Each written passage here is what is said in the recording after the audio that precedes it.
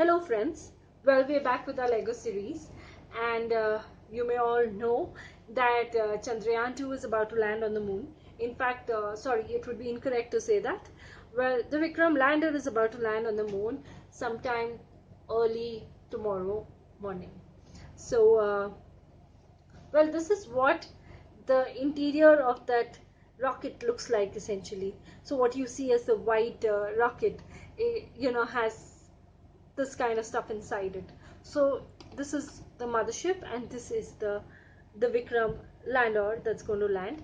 Uh, this is how it was possibly placed some time back till the Vikram lander detached from it. And now what you see over here are thrusters.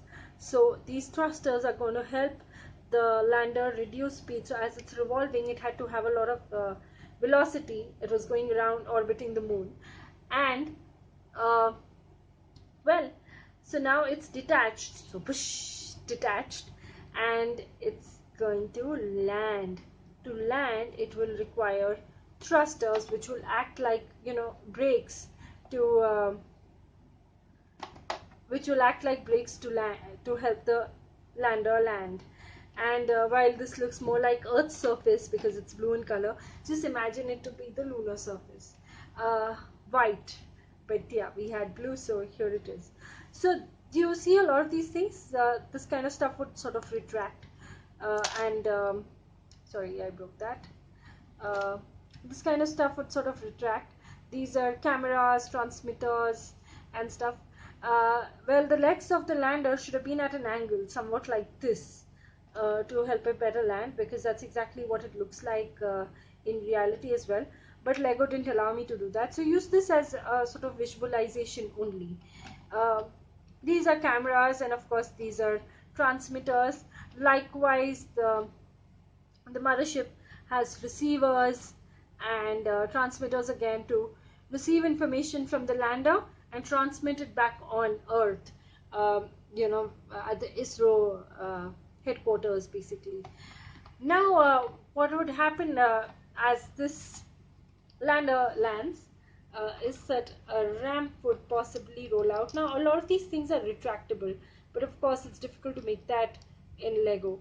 So I thought I'd just use this. Now, a sort of retractable ramp would roll out, and say this Pragyan roller would sort of roll out from it. It would have these retractable wheels that would come out as it is about to roll out. It would roll out and then move on. This kind of stuff would also have solar panels on it. So even the lander and the rover, these are primarily solar powered, and these panels would move according to the direction of the sun to ensure that the rover and the lander are not out of power really, while the mothership is sort of orbiting the moon. Now, why are we doing this? Why is this mission so important? Well, you would have watched this across different news channels as well, but let me just explain this. That India is landing on the southern lunar, on the south pole of the moon, which is the southern lunar pole, and it is the first country to do so. And so basically, the United States has all the missions of the United States have landed primarily on the equatorial area of the moon, whereas Russia has landed on the North Pole, and China has a rover going around behind on the backside of the moon, the part that's not really seen.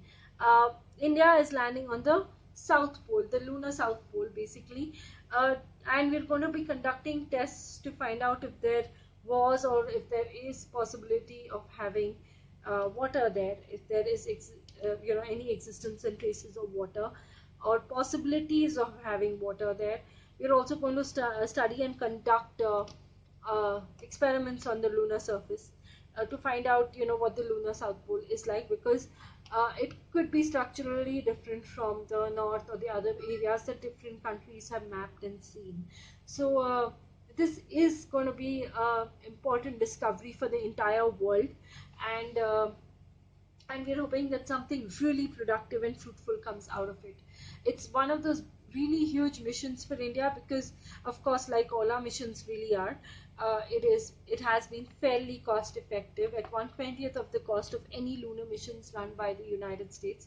So scientifically and economically, it is a revelation how the lander reduces speed and lands on the moon, and how effective and fuel efficient and cost effective this entire mission is. And our findings, most importantly, will determine the success of this mission.